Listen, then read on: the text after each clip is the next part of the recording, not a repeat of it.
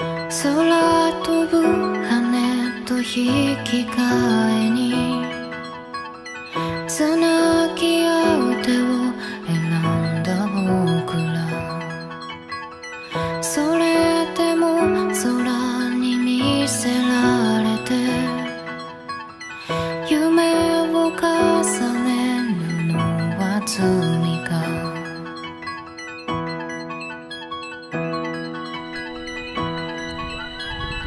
夏は秋の背中を見てその顔を思い浮かべる。憧れなのか恋なのか叶わぬとしていながら。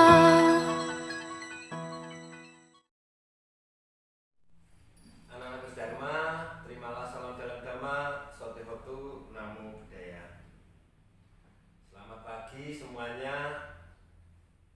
Semoga kita semua dalam limpahan berkah Sang Tirtana senantiasa sehat, berbahagia. Anak-anak Dharma kelas 5, seperti pada pembelajaran kemarin tentang godaan mara, tentang pertapa siddhartha, menyiksa diri. Pada pembelajaran kali ini, pada kegiatan pembelajaran kita akan belajar tentang hukum tertib semesta. Sebenarnya ini masih melanjutkan cerita pelajaran sebelumnya. Kalau sebelumnya ini bercerita tentang perjuangan pertapa siddhartha untuk mencapai kebudayaan, untuk menolong semua makhluk bebas dari kelahiran, usia tua, sakit dan mati.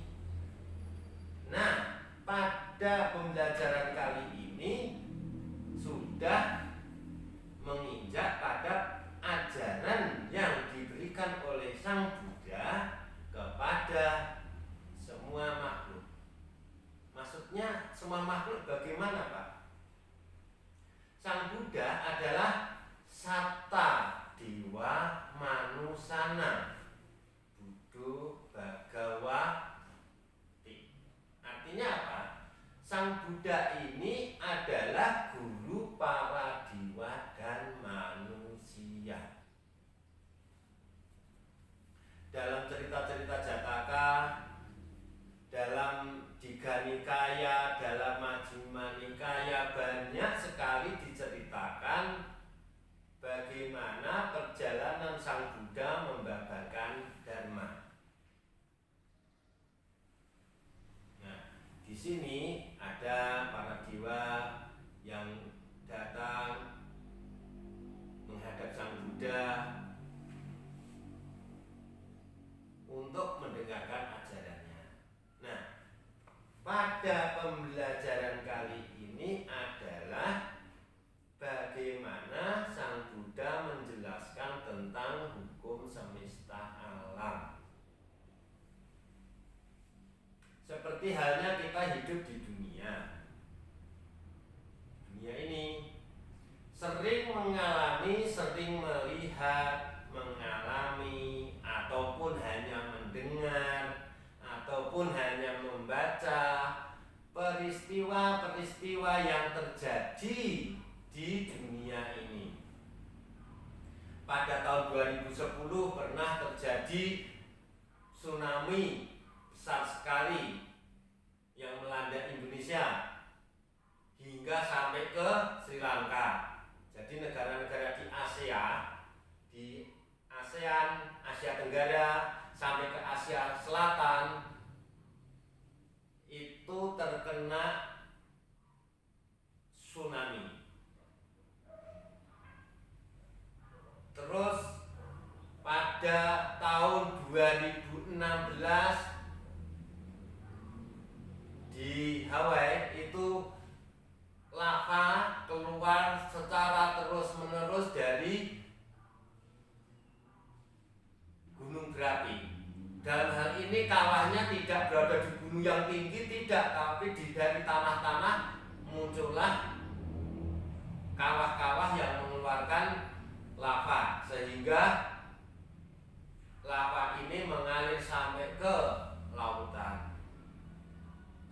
Banyak lagi peristiwa-peristiwa bencana-bencana alam. Akhir-akhir ini sampai hari ini terjadi bencana sedunia. Apa ini bencana? Yaitu pandemi corona.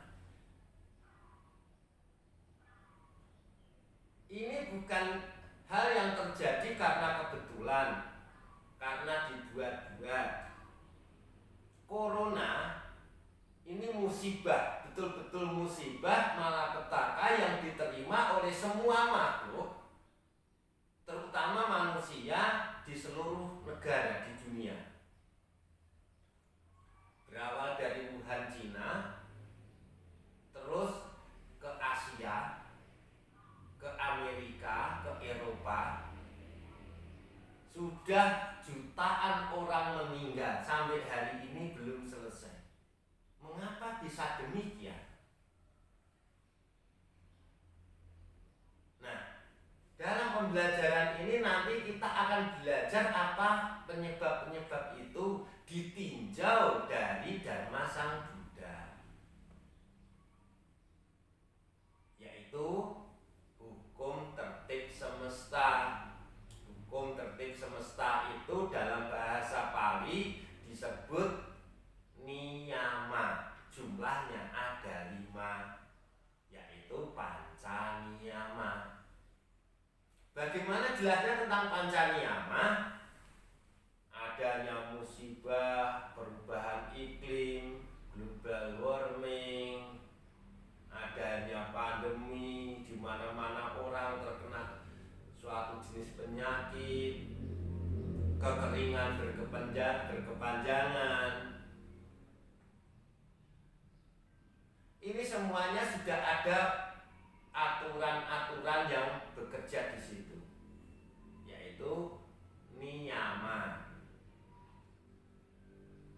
Apa saja isinya? Nah, nanti akan dijelaskan dalam pembelajaran kali ini oleh Pak Dana.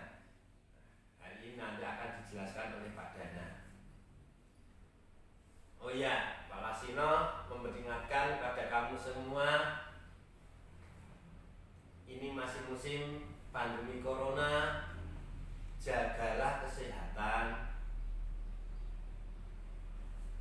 Bagaimana supaya bisa selamat dari corona? Yaitu harus mengikuti protokol kesehatan. Hindari kontak langsung dengan orang lain. 1. 2. Jaga jarak. 3. Kalau berpergian selalu pakai masker. Itu berulang-ulang saya peringatkan itu. Jangan lupa cuci tangan sebelum dan sesudah bepergian atau akan melakukan kegiatan. Pakai hand sanitizer, kalau tidak ya sabun untuk membasuh tangan dan seluruh badan. Ini akan saya ingatkan terus-menerus setiap pembelajaran. Karena untuk apa? Demi kesehatan dan keselamatan anak-anakku semua, terhindar dari wabah corona ini. Selain itu, karma baik, karma buruk dapat berbuah apabila ada tempat, waktu, dan keadaan yang sesuai. Nah, karena waktu, tempat, dan keadaan yang sesuai itu berbuahnya karma, entah baik atau buruk, maka perbanyaklah berbuat kebajikan. Ini musim pandemi corona,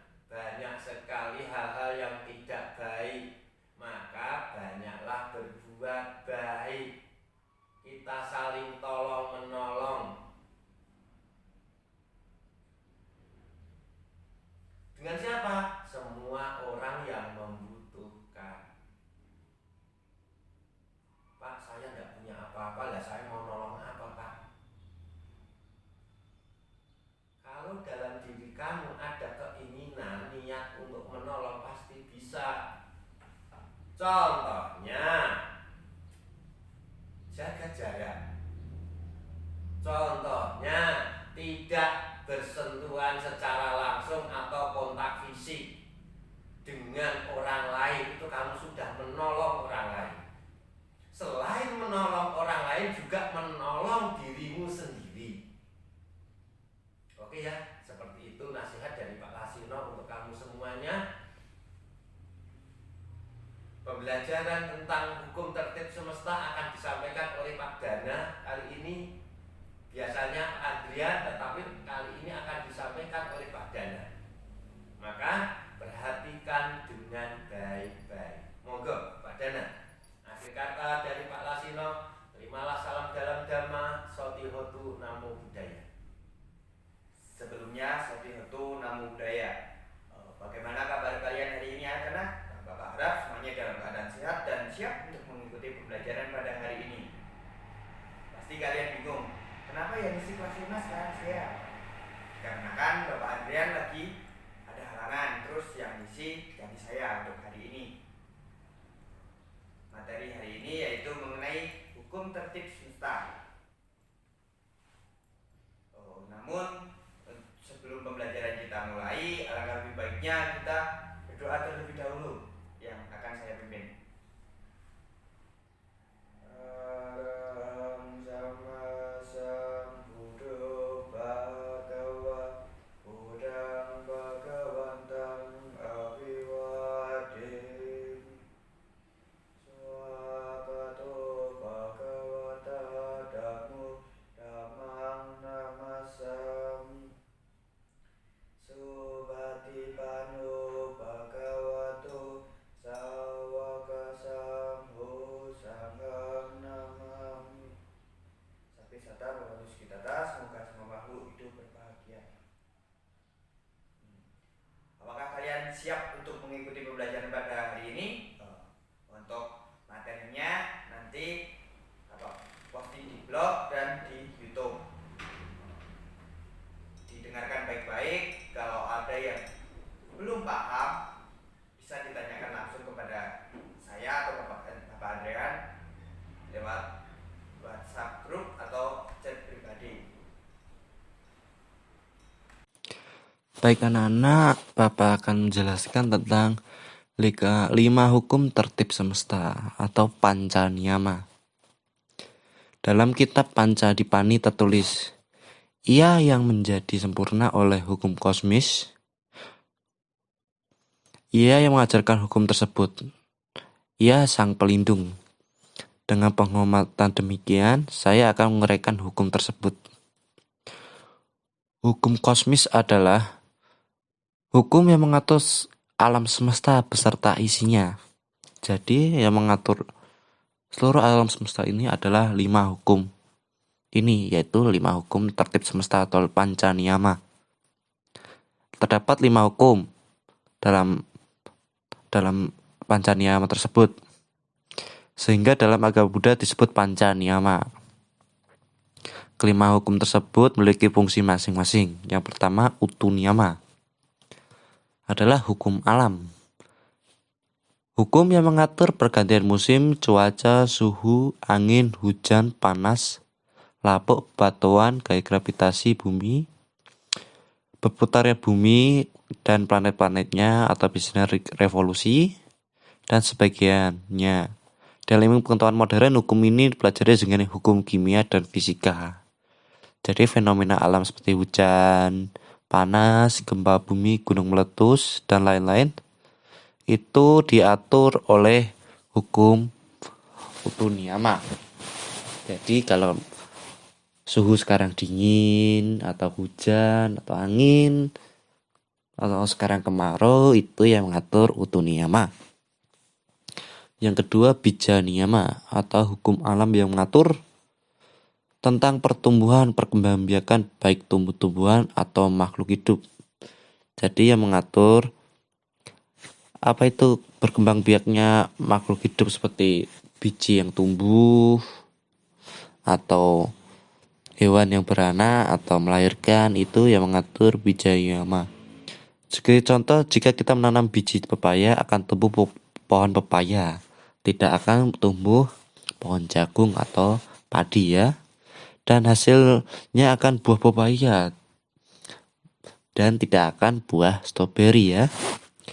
Proses buah pepaya dari bunga menjadi buah hijau, kemudian menjadi buah yang matang dan manis adalah contoh bekerjanya hukum ini. Dalam ilmu pengetahuan modern, hukum ini disebut sebagai ilmu botani dan biologi.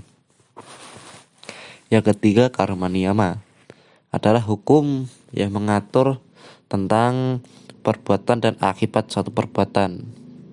Jadi sebab dan akibat hukum karma lebih tepatnya. Perbuatan dan akibat menentukan nasib manusia. Perbuatan baik maupun buruk dapat dilakukan melalui pikiran, ucapan, dan anggota tubuh. Perbuatan baik menyebabkan nasib baik, sedangkan perbuatan buruk menyebabkan nasib buruk. Hukum ini juga mengatur tentang tanggung jawab etika. Maka janganlah kalian berbuat nakal ya, kalau tidak mau kena karma buruk. Nggak boleh nakal, benci, atau saling ngejek. Nanti karma akan berbuah loh anak-anak, karena sudah ada hukum yang mengatur. Hukum ini selalu ada. Jika pengen disayang teman atau orang tua, kalian harus sayangin mereka dulu. Jika kalian gak sayang mereka, buat apa mereka sayang kepada kalian? Harus ada timbal balik. Itulah hukum karma. Ada sebab, ada akibat. Jika kamu berbuat baik, ya hasilnya akan baik. Jika kamu berbuat jahat, ya hasilnya akan jahat kepadamu. Oke? Selanjutnya yaitu cita niyama, yaitu hukum yang mengatur tentang bekerjanya pikiran dan kesadaran makhluk hidup. Keunikan dan keistimewaan pikiran seperti kemampuan membaca pikiran orang lain, mengingat kehidupan yang lampau, melihat keadaan yang akan datang atau melihat masa depan, berbicara dengan orang atau makhluk lain, biasanya itu indigo, dan sebagainya adalah contoh-contoh cara kerja hukum ini. Hukum ini dalam ilmu pengetahuan sekarang dipelajari sebagai ilmu psikologi. Yang terima yaitu Dhamma Niyama, yaitu hukum yang mengatur kejadian alam khusus dan istimewa. Banyak kejadian istimewa di dunia ini, seperti saat kelahiran Pangeran Siddhartha, saat betapa Siddhartha menjadi Buddha, dan saat Buddha mencapai Mahaparinibbana. Saat kelahiran Pangeran Siddhartha terjadi peristiwa yang istimewa, seperti tumbuh bunga teratai pada tanah yang diinjak oleh betapa Pangeran Siddhartha, serta keanehan bayi Siddhartha yang langsung dapat berbicara beberapa saat setelah lahir dan melangkah 7 langkah. Demikian juga peristiwa-peristiwa lain yang berkenaan dengan kehidupan Sang Buddha.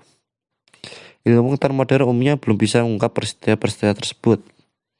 Agama Buddha yang merupakan kerja hukum ini adalah ajaran tentang kebenaran mutlak seperti anicca, dukkha, anatta atau 3 corak kehidupan dan nibbana. Sekarang kita tahu bahwa semua peristiwa di alam semesta tidak terjadi secara kebetulan atau tidak sengaja. Semua itu sudah diatur, semua itu sudah direncanakan oleh hukum tersebut. Adapun yang mengatur bukan sosok makhluk yang maha kuasa, bukan juga yang mengatur oleh Buddha maupun para dewa. Semua peristiwa ini di alam semesta ini berproses karena adanya 5 hukum ini, karena adanya 5 panca niyama.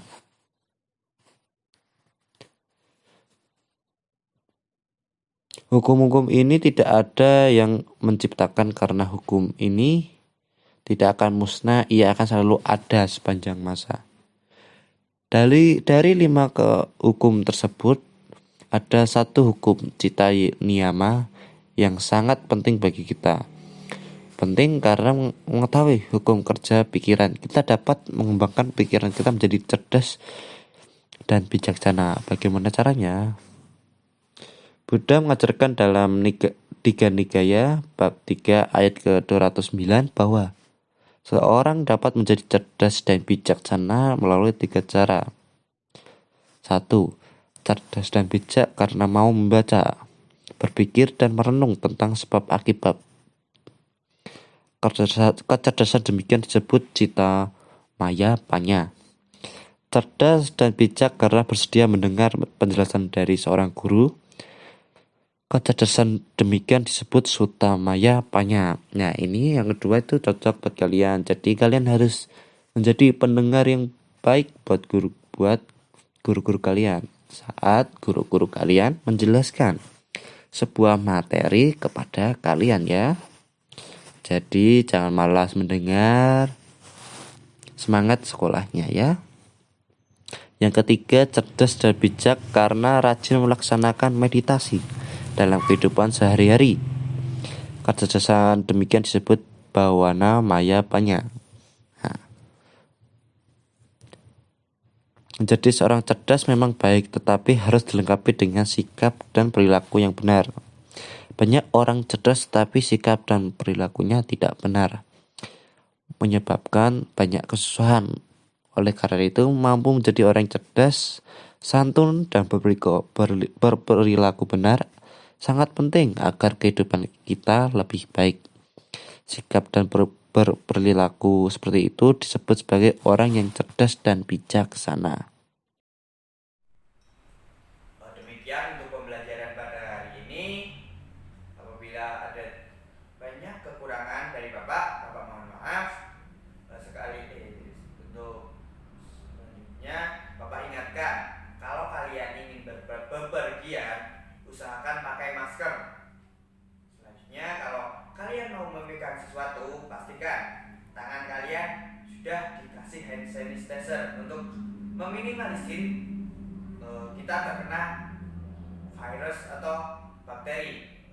Selanjutnya, kalau kalian habis dari bepergian, usahakan sampai rumah langsung mandi, terus ganti baju yang bersih.